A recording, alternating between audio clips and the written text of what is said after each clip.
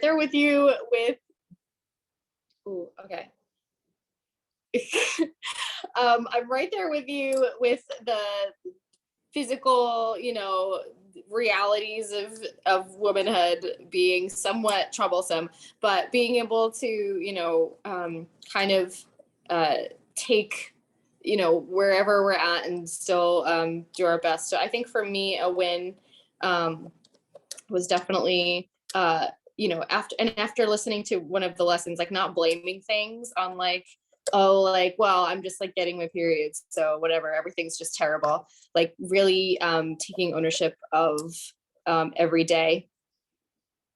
So I think that was a win for me. That was something where I felt like I applied some of the stuff that we were talking about. And now, Luce, it's on to you. Thanks, Shannon. Okay, so I'm thankful for my family.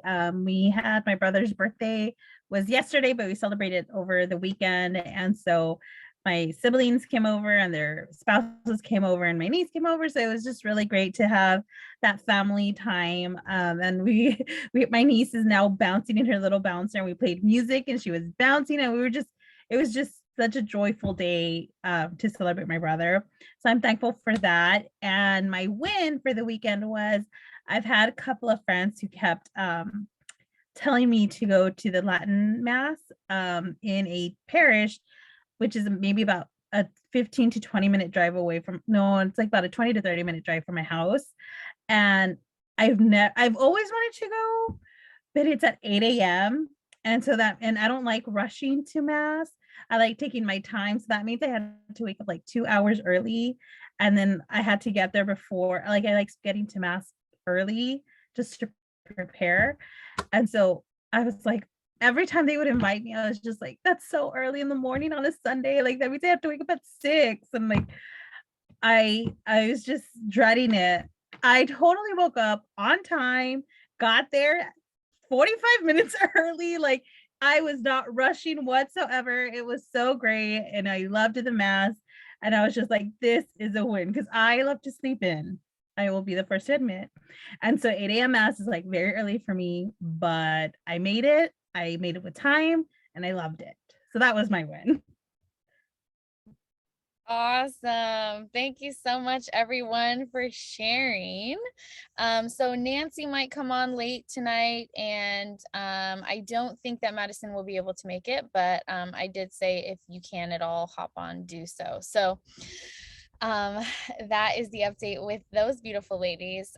But yeah, thank you for sharing your gratefuls and your wins. They're so important. So I'm really, really happy and excited for each of you on your journey. Okay, so tonight we're going to talk about stress and anxiety and emotions. And sometimes stress and anxiety and emotions can really take a hold of us, and it can feel like we are just simply out of control of ourselves. When you have those moments of like you just see red. And the good news is it's not the truth that we are out of control of ourselves all the time. We are actually in control, and we are learning how to drive in that place of being in control. So similar, when you learn how to drive, you think to yourself, okay, this is the brake, right? I use my right foot like this, and this is the gas. Oh, I also use my right foot, but like this. And if I want to turn right, I have to move my hands around the steering wheel like this. Oops, I need to turn my blinker on, and I need to check my rear views first, right?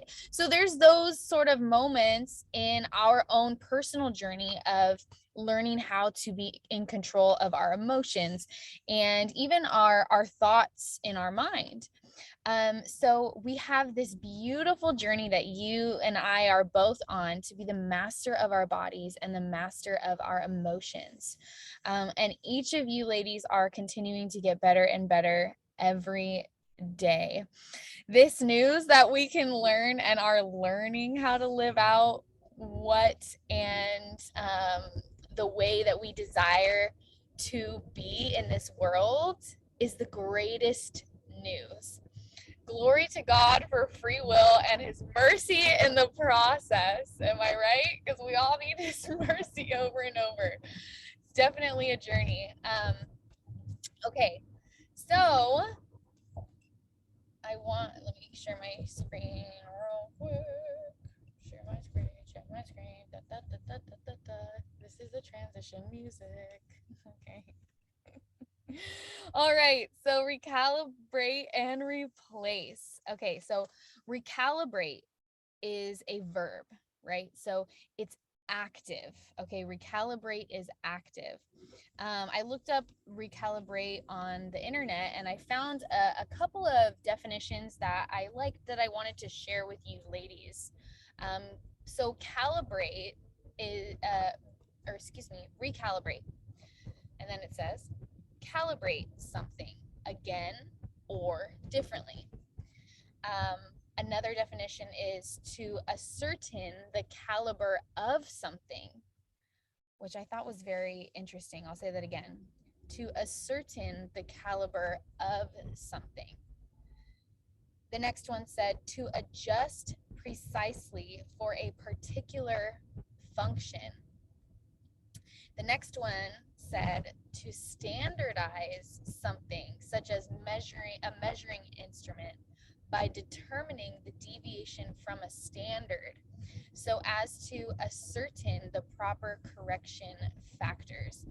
Now, that one I think is really cool because with recalibration and how we like to apply it, with the Women's School and what we've learned about recalibration and recalibrating is we determine, okay, where is my mind kind of a little bit off right here? And where am I, living a little bit under the standard of how I want to live as a woman, right? Where do I want to be in this moment as opposed to where I'm at right now? So we take that moment to recalibrate. Calibrate in a sentence. Here's a couple of examples I thought were cool. Since one of my tires looks a little flat, I'm going to take my car to the shop so a mechanic can calibrate the tire pressure, right? So appropriate the tire pressure to put it back to its proper amount so that the tire can work properly, that it can function properly, and the car can get to where you need it to go. Another sentence was, before weighing substances in the lab, you should calibrate the scale to make sure it's properly balanced. So I'm going to read that again. Before weighing substances in the lab, you should calibrate the scale to make sure it's properly balanced. So this idea of recalibrate that we talk about, this idea of calibration is to reprocess in our minds, right? In within us, to re-prepare us, right? For the moment, really. Okay, so shifting into this question again, about emotions and stress and anxiety.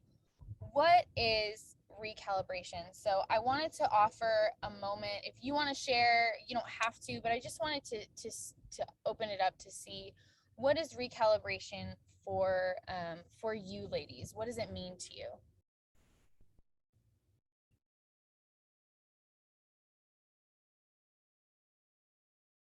Like for me, I feel it's like a reset, like let's try it again and fix it and start from zero again. Like just reset. It's a reset.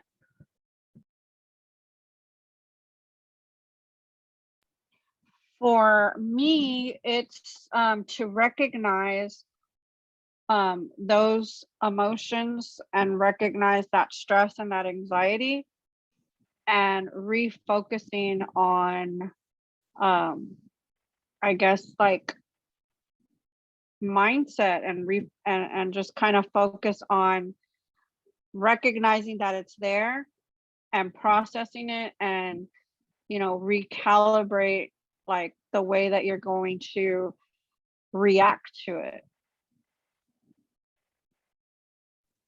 I definitely think that for me, recalibration kind of means a physical stillness so that something mental can work. So like, I'm not doing this because something else needs to kind of be reoriented or put back into a specific place so that when I start to move again, now I'm moving in alignment. So I think that I always think about recalibration, meaning that I physically have to stop in order for that like kind of internal thing to happen. I think of recalibration as an internal thing. Absolutely. Absolutely. I love that. I put this little picture over here because I'm like, I feel like it's like our brains are like ding, ding, ding, ding, ding, ding, ding, right? Recalibration. Okay. All right, let's see. How does recalibration serve you?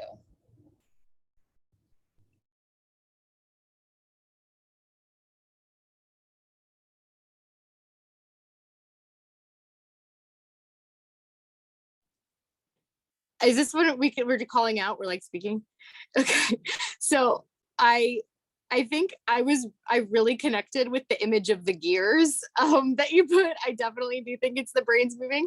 I think that recalibration is the sort of like realigning of the gears or giving them a little bit of oil so that when they start to move again, like everything moves really smoothly. So rather than continuing and in this like struggling sense, it can kind of make things feel easier and smoother. And you're like being more effective and you're not like wearing yourself out by trying to just continue working because you're giving yourself that time to like make sure everything's running smoothly. Yeah, absolutely. I love that. Yeah, for me, it gives me a time to like it serves me in where I can slow down because like I feel like when I don't when I don't like I'm just like going full force and not thinking big picture or like the next step. Like I'm just not like it helps me to slow down and really think about what I'm trying to accomplish. Yeah, for me, it would be all those things as well, like just slowing down, um, and just kind of, yeah, recognizing those things and just slowing down basically and just processing everything. Yeah, absolutely. I love that. I love that. Thank you for sharing. Okay, so I want to talk about replacing. Okay. What is replacing? I'm going to back up a little bit and say recalibrate and replace, right? So January talks about once you recalibrate, you know, you make a shift and you make a decision. And then with replace, she also says replace, like erase or erase doesn't happen. You have to replace it as well, right?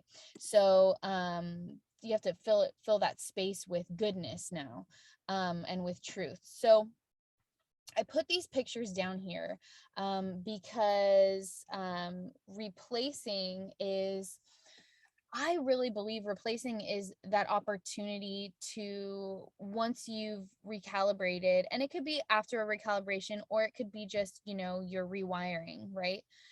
In both scenarios, you're planning something new. You're planning something, and just like when you plant a seed and the seed goes into the darkness of the soil and it doesn't see any sunlight, it's scary, right? It's scary and you're like, I don't know if I can do this. This doesn't feel true. Like, but I know God believes this for me. And I know that this is what I'm called to. And it's hard, right? It's hard. It's scary and hard. And so, but you sit and you wait and you live and breathe and you try to be that seed in the darkness with that new idea or that new heart, so that you can eventually sprout out, right? And be this new creation in this specific place that you are working in.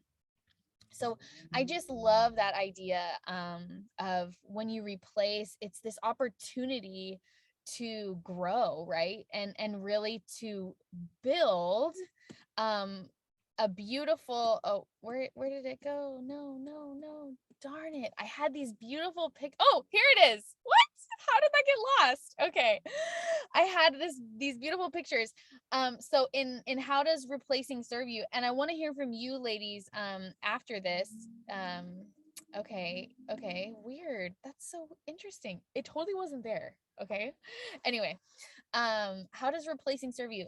You have this opportunity, right, to hopefully one day have this beautiful garden. That's why we're doing the work. That's why we're doing the work, so that life can continue to become something that we can walk in more gracefully and enjoy more, right? Like, how often does it feel like we're like, man, I'm just fighting myself, I'm fighting the people around me, you know, I'm fighting my finances, I'm fighting my living space, I'm fighting, you know. So we're doing the work so that our life can become this place of a beautiful garden, right? So it's worth it. It's worth it. So now I do want to hear from you ladies. How does replacing serve you? I know I kind of shared a lot about that, or maybe just some ideas that have come up as we've talked about replacing.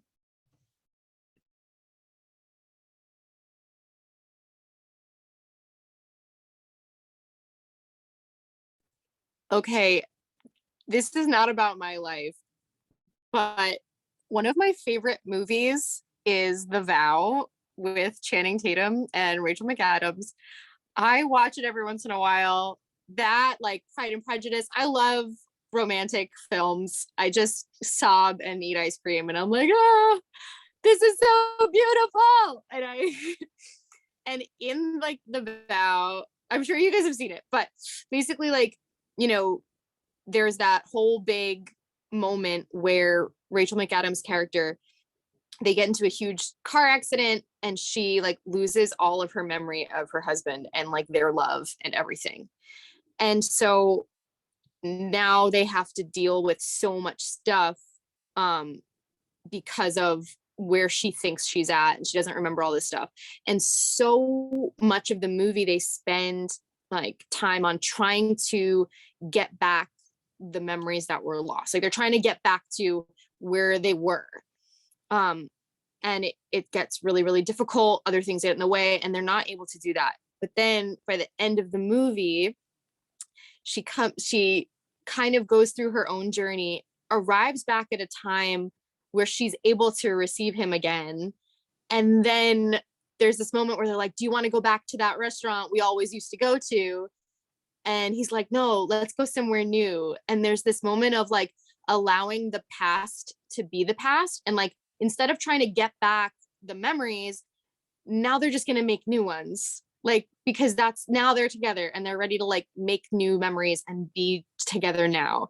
And it kind of reminds me of this idea of being able to replace something, because like they can't, like if you're still trying to, if you still have this empty space and you're just like trying to get back the same thing, you're not able to receive all of this new beautiful and like real connection that you can have. And I think that's where my mind went. It's not my own personal story, but it's the story of the movie. And I think it's so important that they choose to replace like the past and like move on with the future. Yeah, I can totally relate to that because I struggle with that too. I struggle with, oh, but I just want things to be the way that they were, you know, because it was better. And it's, you know, without focusing on like there could be something more beautiful than it was before, or something much more you know, better than what I could have thought of. And I just don't see it because I'm too focused on what was and just wanting to go back there, you know, and because it worked, it served me better, but that you don't grow that way either, you know. And so it's kind of like, yeah, that's kind of what I struggle with. And so now I have to just kind of remind myself that I am growing, and you know, just trust the process, you know. I just want to say thank you for taking that and making it personal, because that was beautiful. I love that. You don't grow that way. I love it. Thank you. I was to say replacing helps you let go, and it's so hard for us to let go, and it also like it helps us navigate change. We're so like I hate change. I'll tell you, I'm the first person who hates change, and so replacing like it helps you become more like okay with change. And it's hard, like even just moving from from one job to another, like you don't it's hard, you don't want to let go because you're so comfortable, and it makes you get out of your comfort zone. And sometimes you find, like you said, like the movie, like everything, like you just find the most beautiful things and letting go and letting God really, because that's ultimately what it is, because we try to control, because that's what anxiety is you're trying to control things that are out of your control. And so it's just really hard to like let it go. But when you Called out. like when you allow, like if you allow replacing to serve you in that way, you're not as anxious and as stressed. Because trust me, like yeah, like the women's school has helped me so much in letting, because the whole reason I took this class was because my job is very stressful. And this is the first semester that I was not working over hours. I wasn't extremely stressed. Like I was like, it wasn't super smooth, but like I told my boss, well, whatever happens, like we'll handle it. It's gonna be okay. Like we're gonna figure it out. And the women's school has really helped me in letting go of that anxiety and that wanting to control things. It's because we learned that the only person we can control is ourselves and the way we react to things. And so that's what, yeah, all of it. I talk a lot. No, you talk a perfect amount. No, this is what it's for. I love that. I love what you guys shared. That's so cool. And thank you for sharing that about the movie. Like, and just in case there was any voices in your head, that wasn't silly. Like, that was perfect.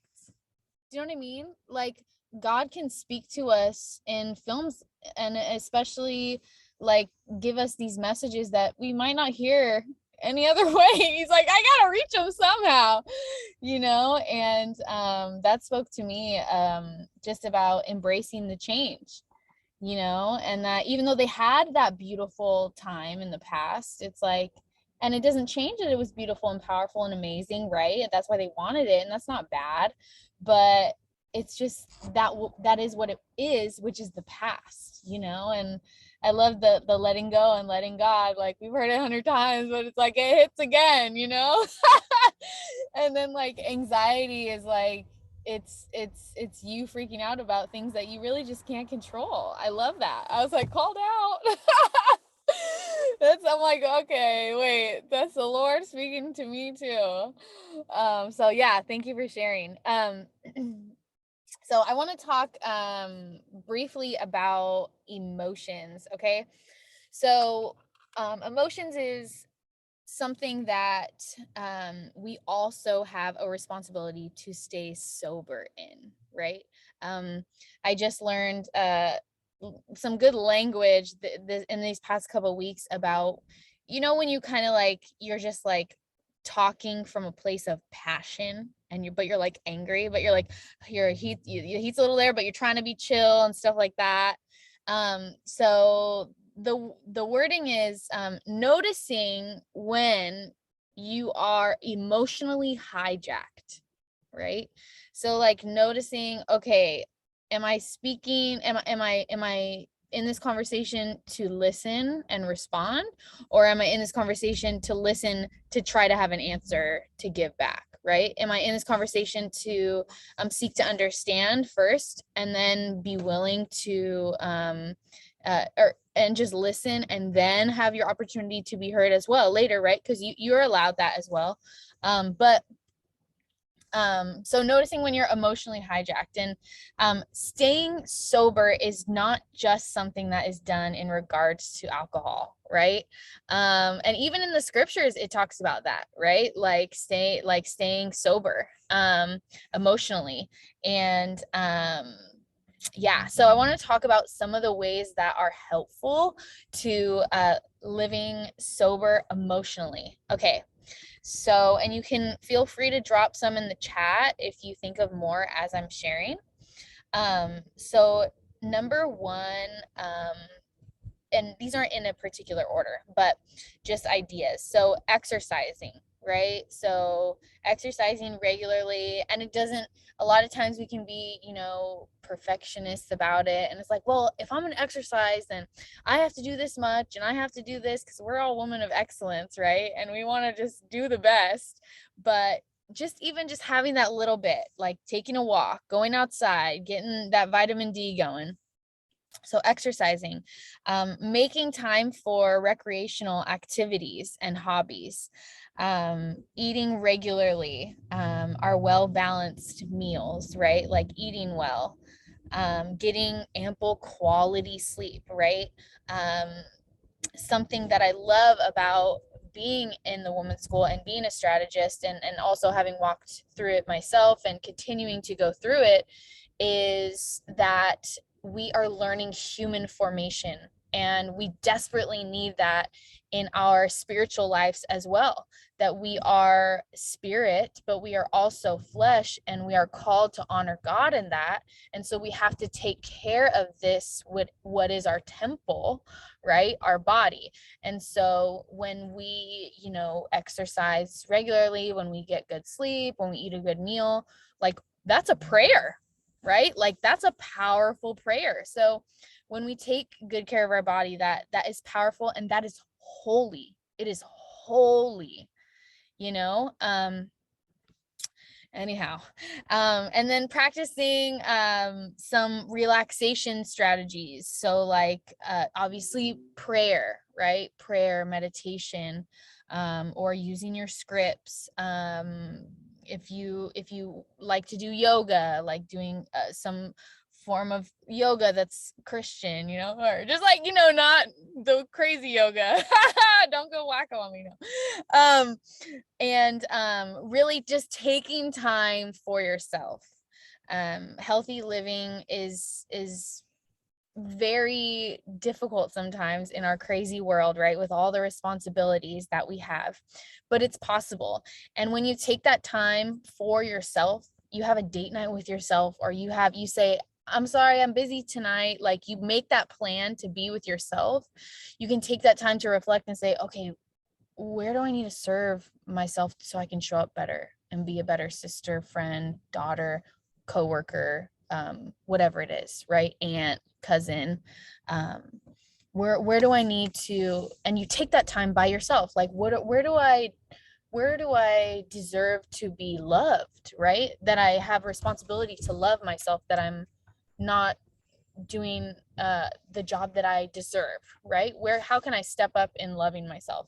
So really, I could talk all night about that, but just carving out the time for you, because you are worthy of it, you deserve it, and God wants to love you in that as well.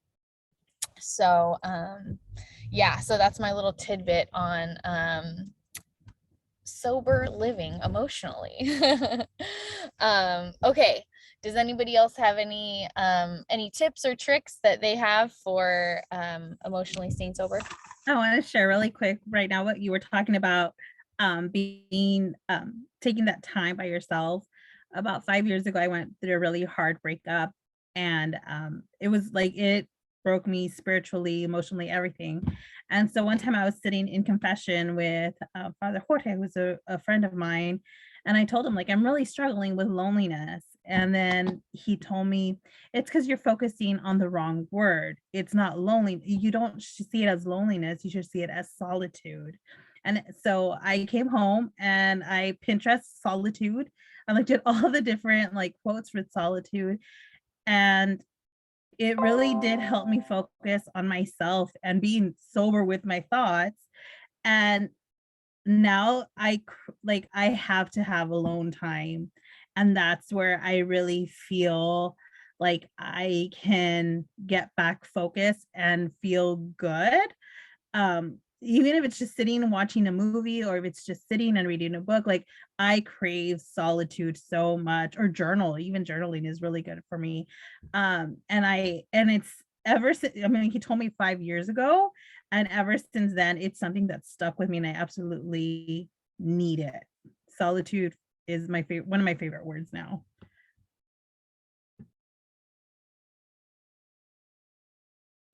Yeah, absolutely. I love that. I love that. Thank you for sharing that. I want to share a Bible verse that made me think of that it made me think of like how the reframing of like, or here recalibrating and replacing of loneliness to solitude.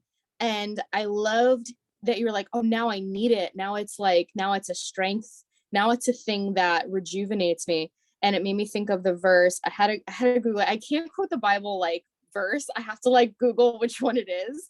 But it made me think of the verse, my grace is sufficient for you, for my power is made perfect in weakness. So it's like that vulnerable moment, like undergoes this transformation that then becomes this like strength and power, and again gives glory to God. So like that was such a beautiful story, and it resonated with me and brought me like straight there. I didn't know what verse it was, but it is 2 Corinthians chapter 12 verse 9.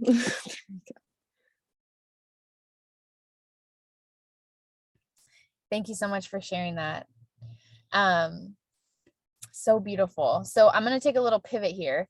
In the homework, whether you got to it or not yet, you will or have written scripts. So there's going to be a script for stress, for anxiety, for critics, and for frustrations. Now, these scripts are going to be something that you can keep with you.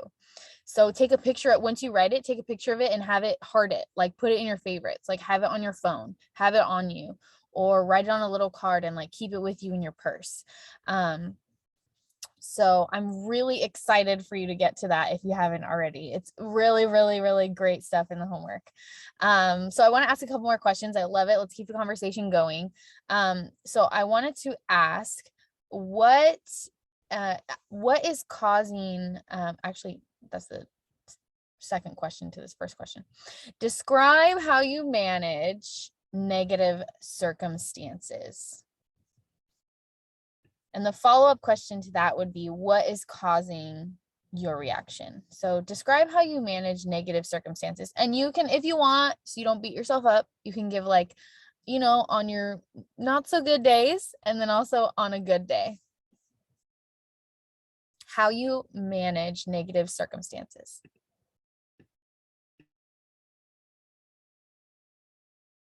There's a saying in Spanish that my best friend taught me, and I'll translate to you guys. It says, Dios aprieta pero no ahorca, which means like God, sometimes like the situation is hard, but God's not going to kill you. Like aprieta pero no ahorca. So like, I don't know how horrible translating apparently. So like it's a tight situation, but he's not going to choke you to death basically, but it makes sense in Spanish. And that's, I mean, like my best friend always tells me that when I'm in high stress situations, she tells me like, don't forget, like God's gonna get you out of this. You know, and she always says, hay solución para todo menos la muerte, which is also like, there's always a solution to everything unless it's death, and there's no solution there, right? And so she always says those things to me, and so I always repeat them when she's not around, where there's always a solution to everything. There's, you know, even on my hard days, even when in my frustrating days, because there's times where I do get frustrated, especially at work, like there's always a solution. There's always something to learn from it, even if it's bad. There's something where it's going to help me grow. Like that's what helps me like recollaborate. Yeah. Like it makes me like, I go back and like I have to pause and reflect and try to see what God is really trying to show me in this negative time. And then it also helps me to be like being grateful too. Like I try to ask to be thankful for at least 5 things a day to God, for 5 different things. And when you're grateful, you get to realize like how truly blessed you are, even amongst the chaos and even amongst the bad things. Like we really are. I'm like, just to be able to walk on 2 feet, like some people can't even walk. And so those little things are, we should, I mean, even sight, like, so being grateful really does help you appreciate the little things, especially among the darkness.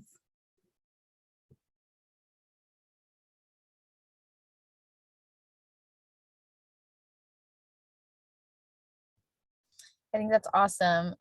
Yeah, and gratitude can really help us with managing like negative circumstances too, even, like when things seem really bad and they feel like everything's going wrong and whatever, it's like, let's count our blessings. Like, where can we praise God, and letting that be the focal point and letting that be the focus, so I love that. I love that.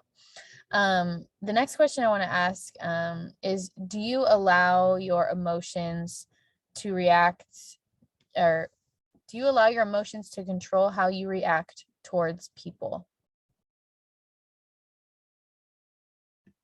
I know this is like vulnerable, so don't feel like you have to bare your soul. You can be very general or, well, this or that or whatever, and we're not gonna rip anyone. We're just gonna vibe. I mean, like, obviously there are moments of weakness where, at least to me, my emotions get the best of me. I have grown. I used to, when I was younger, I used to have really bad anger issues. And now I'm like, obviously God's brought me a very long way because I don't have the outbursts the way I used to. But I do have this bad habit of giving people the silent treatment when they get me mad. But to me, I'm just like, I'd rather not talk than let my emotions take the best of me and say something I'm going to regret. Or I let myself cool down, because that's just the better outcome than not cooling down and really thinking of what I'm saying. Because that, I mean, like, but it took years for me to learn that. But yeah, that sometimes my emotions can get the best of me, but I've really tried to train myself to stop and think and let the emotions pass. Because sometimes in the heat of the moment, you can say things that I can say things I can regret, and I don't want to. So I'd rather just wait.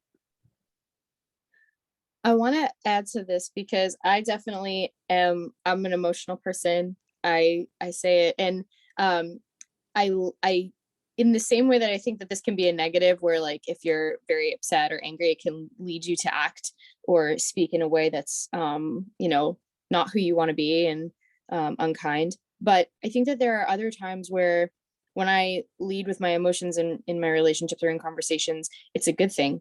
So for example, just the other day I was at work, and like this one of the other teachers kind of got to talking to me, and she said that I reminded her of her sister, and she kind of went on to this very, very long, lengthy discussion with me about how her sister like died a long time ago, and she had like cancer for a long time, and it was really difficult. And it was she went on with all these details. And me, because I'm someone who honestly, like, I connect with people emotionally a lot. I'm very sympathetic, so like I give people all of like my kind of emotional energy at that time too, which can again be a bad thing sometimes. But I think, and after she was done talking, she thanked me for listening with my heart, which she could just, I guess, observe from me, which was to me such a really beautiful thing for her to say to me. I was like, wow, what do you mean? I'm just like here, like you went through all this stuff. So I think that emotions can be sometimes good. Even Jesus responding to all the sellers in the temple. Like he was righteously angry. So, and that was not wrong of him. So like, there's a way where emotions can be present and you use them like as fuel, but the fuel doesn't drive the car, like kind of thing. And that was something I think January mentioned, like how they're all in different spots in the car. So like responding with emotion can be actually good and right. And like you need your emotion, but you're still kind of, so the fuel doesn't drive the car. Yeah.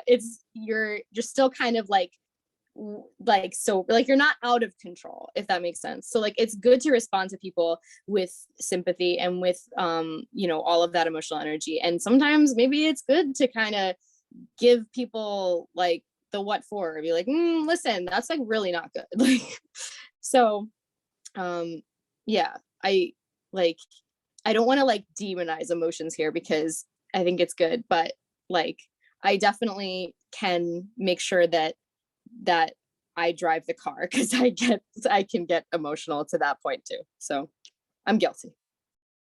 Yeah, and I think it's great that you aren't demonizing it, because they are such a gift, like you just shared. What? So cool. Thank you for sharing that.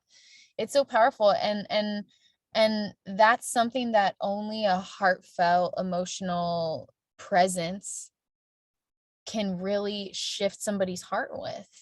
Like that woman, like she wouldn't have felt heard if somebody were like, oh cool, oh I'm so sorry, like I'm so sorry about that, like, and that's it.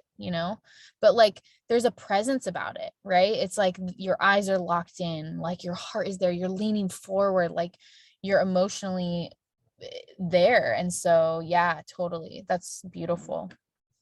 The last second to the last, actually I want to ask one more, but a question I wanted to ask is with emotions and anxiety and all these different things, when we talk about stress, right? Stress, what is stress costing you? So I want to ask you, what is it costing you? What is stress costing you? What are you losing because of the stresses in your life?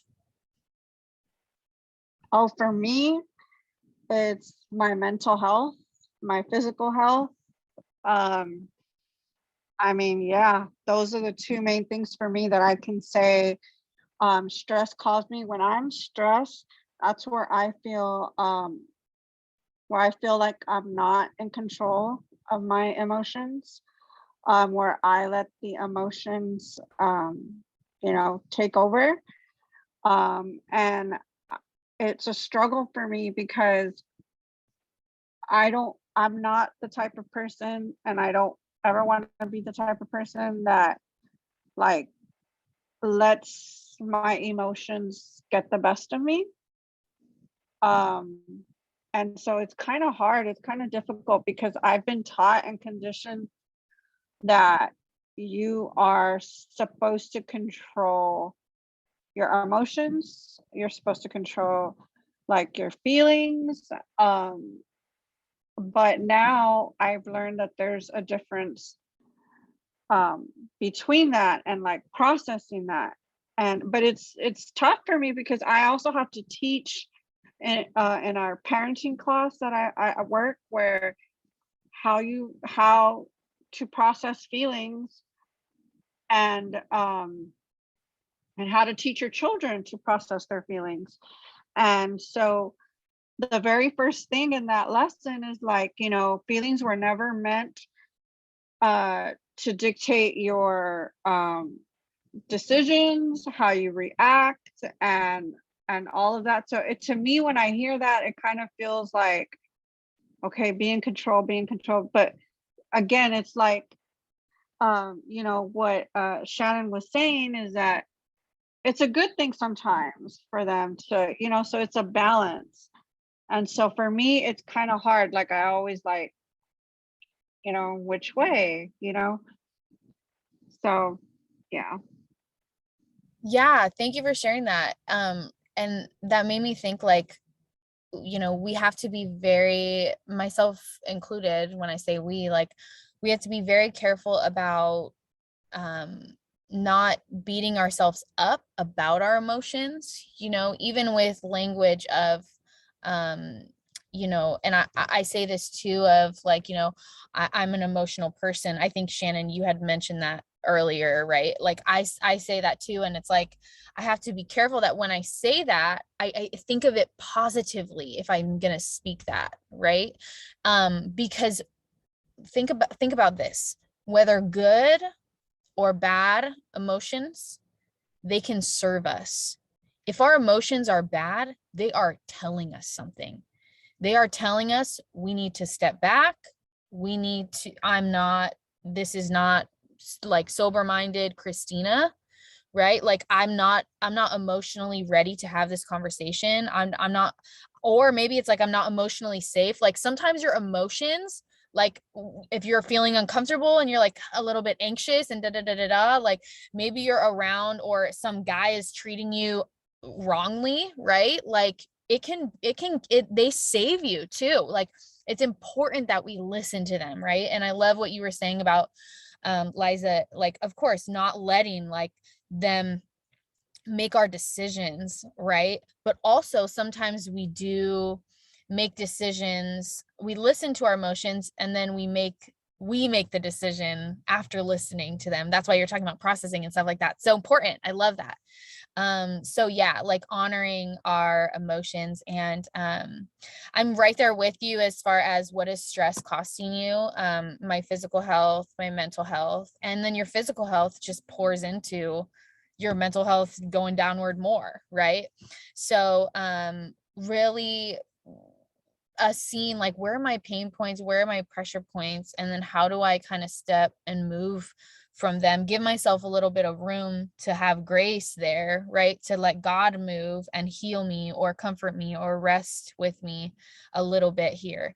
You know, maybe it's detachment from this big idea that I have, or I know for me, like with this wedding planning stuff, there's like it's not my dream color that I wanted. It's not da da da da da, but like everyone, like people are happy, people are joyful, and I'm okay with that. That matters to me, you know, and to me that matters more than, you know, all colors are beautiful, right? And it's not an ugly color, you know. So it's like where do I kind of ease up and where do I stick to my guns, right? Like finding that balance. So thank you, ladies, so much for sharing. I wanted to give you a moment before we close here. I know we're about 4 minutes out. So much good stuff, so much good sharing. To take a look at your 4-week plan and see what do you need to do to adjust it or to stay on track. So I'll let you do that and I'll explain to Liza what she can do in this time. So Liza, if you can, I want you to look at where you're at in your work, and on a sheet of paper at the top of it, we are going to have everything up to 15 and 16 done by February 8th. That's our goal. So we're making a plan for that. So if you can look at your schedule and look at times that you're able to commit to doing work so that you can get on track of 15 and 16 done by February 8th. I'll give you guys a couple minutes to do that.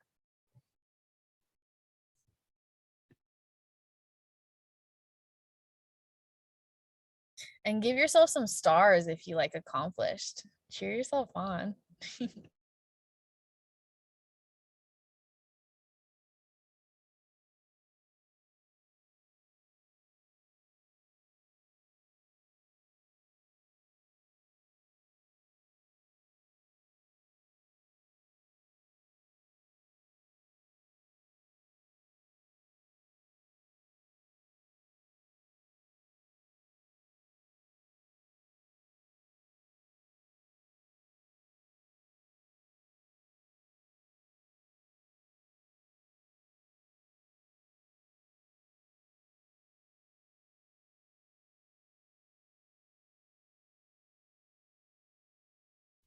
So this also includes reaching out if you need to your accountability partners about times as well to work together.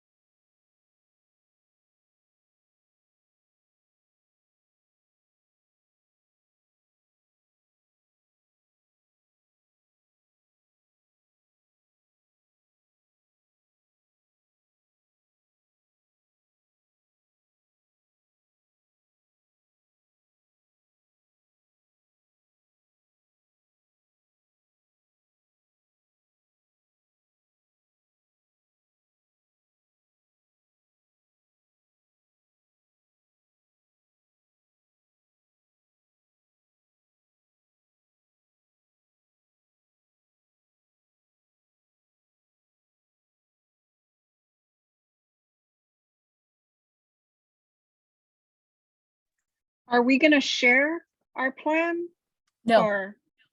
No. Oh, okay. Okay. All right. So what I would like to do is to close saying these scripts together. I am going to pop it in the chat right here really quick. Okay. So we're all going to say it together. Here we go. I am at peace. I am safe. God is taking care of me. I am enough. I am a woman of integration. I am a woman of grace. I am a woman of rest. I am decisive. I make bold and brave decisions. I am a woman of action. Awesome, ladies. So much good sharing. The only announcement is that I am going to be in open office same time on Tuesday, as well as looking forward to some of the one-on-ones that are scheduled. Some of them are still in the midst of being scheduled. So if you haven't gotten back to me, get back to me. If you have, I will be promptly responding to you either tonight or tomorrow. And I hope you have a wonderful week. Thank you for your presence here tonight. I hope to see you in open office. If not, I will see you in 2 weeks and all caught up, right, sisters? All right. Okay. Cheering you on. And the fuel doesn't drive the car. Wow. I love that. All right. God bless you, ladies. Have a good night. Bye. Thank you. Bye.